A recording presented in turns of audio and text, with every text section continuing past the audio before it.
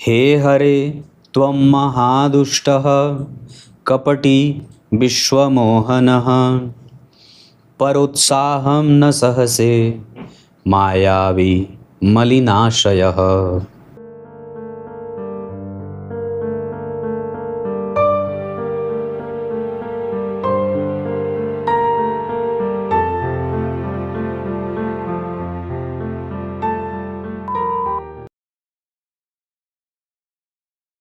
प्रिय दर्शकों नमस्कार। एक बार फिर से उपस्थित हूँ आप सबके सामने शुक्रवार के कार्यक्रम में। मैंने पीछे 2-3 दिन पहले एक कार्यक्रम बनाया था जिसमें चौथे भाव से संबंधित और 8वें भाव से संबंधित यही कुछ 4-5 सिद्धांत बताए थे। कल भी मैंने ज्योतिष के 5 अनुभूत सिद्धांत बताए थे। आज इस कड़ी को आगे बढ़ाएंगे कि जन्म कुंडली के 11वें भाव से संबंधित 5 ऐसे सिद्धांत बताऊंगा जो बिल्कुल ही अनूठे, अलग और न्याय संगत हैं। आइए शुरू करते हैं आज का कार्यक्रम। कहीं नहीं जाना है, बिल्कुल बन के रहिएगा। कार्यक्रम के आरंभ में जो मैंने श्लोक पढ़ा है वो शिव पुराण का है। नारद जी की अप्रसन्नता ने ठाकुर जी को कौन कौन सी बातें कहवाई हैं, ये आज के कार्यक्रम के अंतिम हिस्से में बताऊंगा। शुरू करते हैं। 11वें भाव से संबंधित 5 ऐसे सिद्धांत। उससे पहले आपको 11वां भाव जानना होगा। ये धर्म अर्थ काम का भाव है। धर्म अर्थ काम मोक्ष, धर्म अर्थ काम मोक्ष, धर्म अर्थ काम मोक्ष। तो ये काम का त्रिकोण है। पुरुषार्थ चतुष्टय का सिद्धांत और 11वां भाव। पुरुषार्थ चतुष्टय के काम भाव से मतलब 11वें भाव से काम की तुलना की गई है या काम को जोड़ करके देखा गया है। 11वां भाव वो भाव होता है जो उस व्यक्ति को उसके संपूर्ण जीवन काल में यहाँ वो प्राप्त करता है और फिर मृत्यु को प्राप्त कर जाता है। 11वां भाव, यहाँ से आप जीवन की यात्रा शुरू करते हैं, यहाँ धन कमाते हैं, विचार बनाते हैं, यात्रा शुरू करते हैं, यहाँ पराक्रम करते हैं, उसका सुख प्राप्त होता है, विद्या बुद्धि विवेक, जीवन की परेशानियाँ, दाम्पत्य गृहस्थ, रिसर्च, अपने काम पे फोकस, भाग्य धन, भाग्य का लाभ, धन का जो है वो सारी चीज़ें, धर्म का प्रभाव, सामाजिकता, उसके बाद प्राप्त किया। अब यहाँ से आपके जीवन की अंतिम स्थिति आ जाती है। मतलब 11वां भाव वो अवस्था है जहां आप इसको ये समझ सकते हैं कि वो रिटायरमेंट के पहले की बात है। आप रिटायरमेंट में आने वाले हैं। 12वां भाव रिटायर हो गया, जीवन समाप्त। 11वां भाव जीवन भर नौकरी किया, जीवन भर समाज सेवा की, जीवन भर काम किया, तो कितना मिला, आपके पास है कितना, आपका बचाया हुआ कितना है, आपने कितना बचाया है या आपने कितना कमाया है, ये यहाँ से कुल योग यहाँ का देख सकते हैं। योग मतलब सबका जोड़। तो 11वां भाव जितना बलवान उतना ही योग और संख्या बलवान है। करोड़ की है, अरबों की है, खरबों की है, संख्य है, पदम है, कैसा है। जिसका 11वां भाव बलवान, क्योंकि ये धन भाव का 10वां है, बहुत ध्यान से समझिएगा, ये धन भाव से 10वां है। तो किसी भी भाव का जो 10वां होता है वो उसका विस्तार होता है, क्योंकि ये आकाश भाव है। आकाश का कोई और छोर तो है नहीं, वो विस्तार है। निरंतर विचार बन रहे हैं, वहाँ पे स्वतंत्र बन रहे हैं और स्वतंत्रता से व्यक्ति उसमें विचार कर रहा है। तो यहाँ धन का विस्तार है, तो ये जितना बलवान उतना ही धन का विस्तार। ये भाग्य का पराक्रम है, भाग्य भाव का 3रा है। तो भाग्य को जो बल मिलेगा वो लाभ से मिलेगा।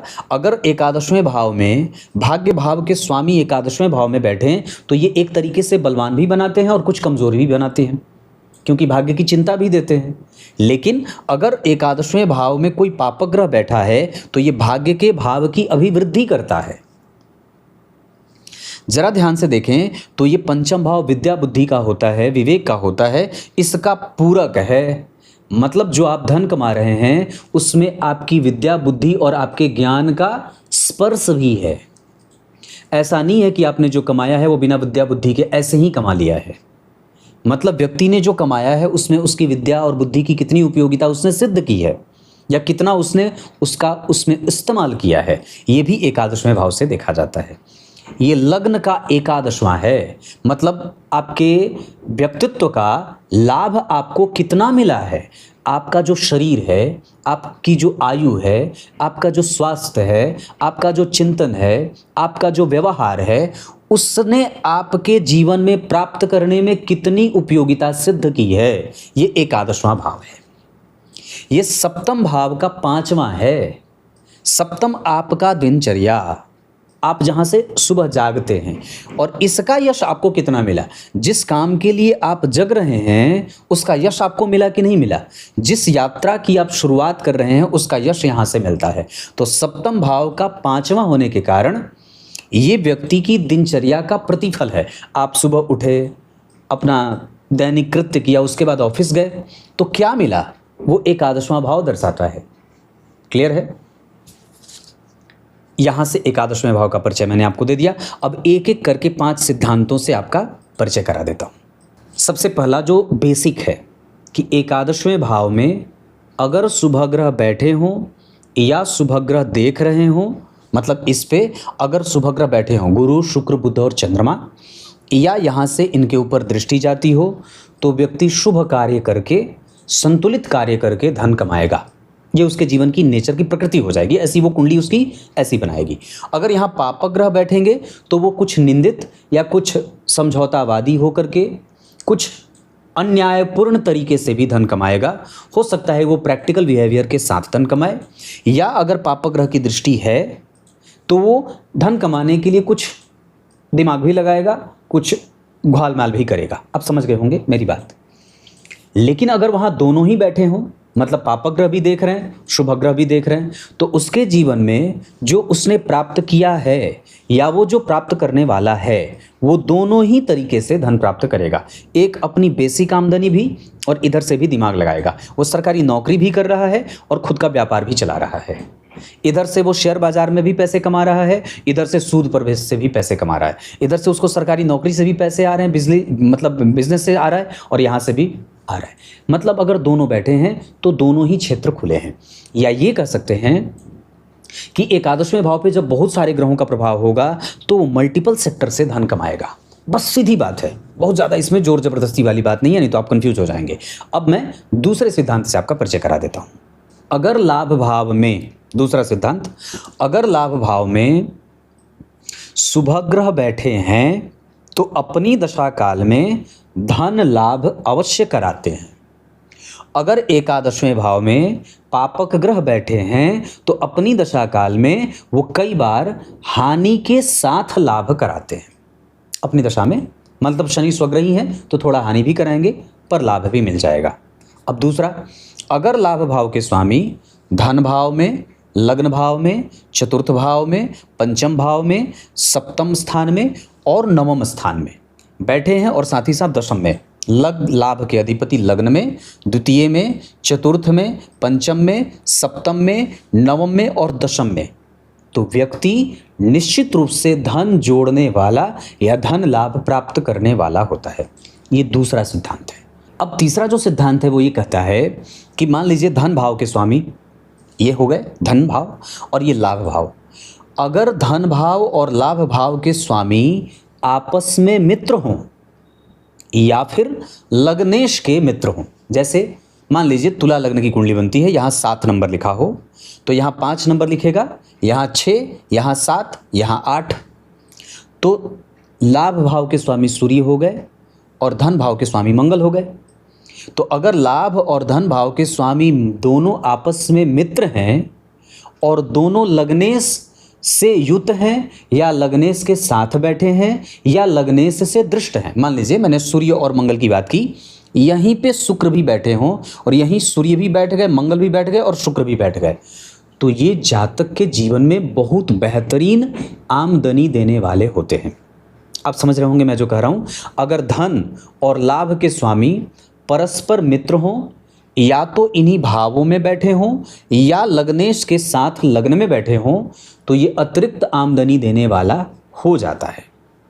जो लाभ भाव से संबंधित चौथा सिद्धांत है कि अगर जन्म कुंडली के लाभ भाव के स्वामी लग्न से त्रिकोण, मान लीजिए लाभ भाव के स्वामी आपकी कुंडली में बुध बनते हैं और वो जन्म कुंडली के पंचम भाव में बैठ गए या लाभ भाव के स्वामी आपकी कुंडली में जो ग्रह बनता है वो नवम भाव में बैठ गया लग्न से त्रिकोण में, ये दोनों त्रिकोण भाव होते हैं, या तो केंद्र में मतलब लाभ के स्वामी दशम में, लाभ के स्वामी लग्न में, लाभ के स्वामी चतुर्थ में, लाभ के स्वामी सप्तम में, मतलब लाभेश इन चारों भावों में और इन दोनों भावों में अगर बैठे हैं और साथ ही साथ नवांश चक्र में अगर वो लाभेश अपने उच्च की राशि में बैठे हैं, जैसे मान लीजिए आपकी कुंडली के लाभ भाव के स्वामी शनि बनते हैं, नवांश चक्र में आपने उनको देख लिया कि वो उच्च के बैठे हैं, या बुध बनते हैं वो आपके नवांश चक्र में उच्च के बैठे हैं 6 नंबर में, या सूर्य बनते हैं लाभ भाव के स्वामी वो आपके नवांश चक्र में मेष राशि में बैठे हैं, या शुक्र बनते हैं और वो नवांश चक्र में उच्च के बैठे हैं मीन राशि में, या मंगल बनते हैं लाभ भाव के स्वामी और नवांश चक्र में वो मकर राशि में बैठे हैं, तो ये जातक के जीवन के लिए अत्यंत श्रेष्ठ लाभ योग बना देता है। छत्रपति, महालखपति, महाकरोड़पति, इसे अब बहुत छोटा सिद्धांत ना जानिएगा, ये अतिरिक्त बहुत इसकी प्रशंसा मैं ना करूं तो बहुत अच्छी बात होगी।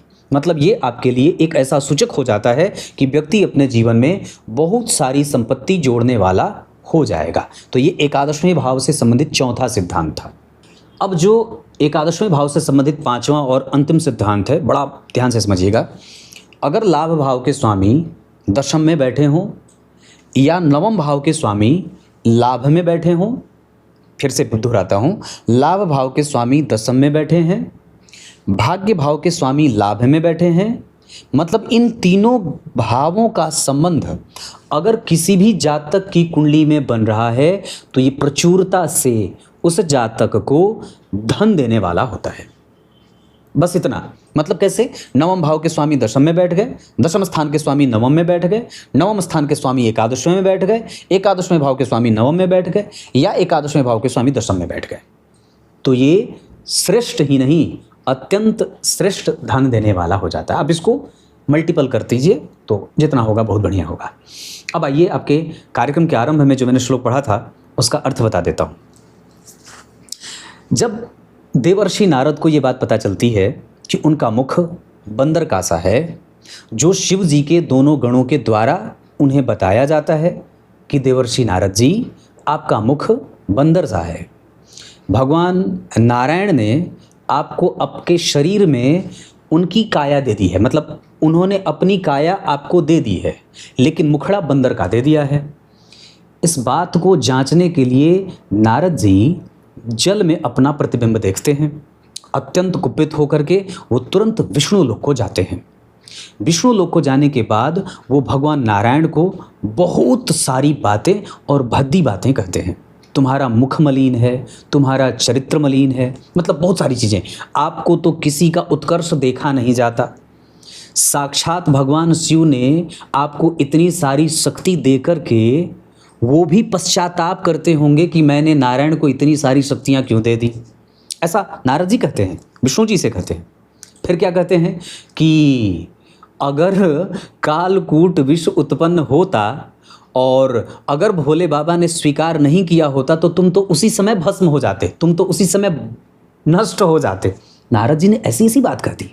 उसके बाद क्या कहा कि तुम तो जन्म से ही छलिया हो, तुम तो हमेशा ही छल ही करते रहते हो। जब अमृत निकला समुद्र मंथन से तो उस समय भी तुमने, ऐसा कहा, उस समय भी तुमने देवताओं और दानवों के मध्य में मोहिनी अवतार लेकर के छल किया था। आपका तो स्वरूप ही छल करने वाला है। आपका मन बड़ा मलिन है, तुम्हारा मन बड़ा मलिन है, ऐसा भी कह दिया। इसके बाद जितना भला बुरा कहना था कि शिव जी तो श्रेष्ठ हैं, उन्होंने आपको इतनी शक्ति क्यों दे दी है, आपकी माया, मतलब जो भी जितना कहना था सारा कह दिया। अब इसके बाद भगवान मायापति नारायण क्या कहते हैं ये कल के कार्यक्रम में पता चलेगा। मैं सोच सोच करके ये भगवान की लीला बड़ी अजीब है। कितनी अजीब है कि भगवान का परम भक्त उनकी माया से इतना लोटपोट हो गया कि उसने उसे जाना ही नहीं, और हम लोगों के अंदर तो भक्ति है ही नहीं। तो सोच के देखिए कि हम कितने उल्टे पुल्टे हैं। हम तो चारों तरीके से हम गोंद जो होता है ना, गोंद, वो गोंद हो गए हैं, और जिसमें चारों तरीके से बालू की महीन कण की भांति माया चिपकी है, और भगवान ऊपर बैठे बैठे मुस्कुरा रहे हैं। ये देखो कैसे चिपटा हुआ है, माया में लिपटा हुआ है, और इतना ज़्यादा माया का आवरण इसके ऊपर चढ़ गया है कि ये मेरी ही स्थिति को नहीं जानता। क्लियर है? तब तक के लिए बहुत बहुत नमस्कार।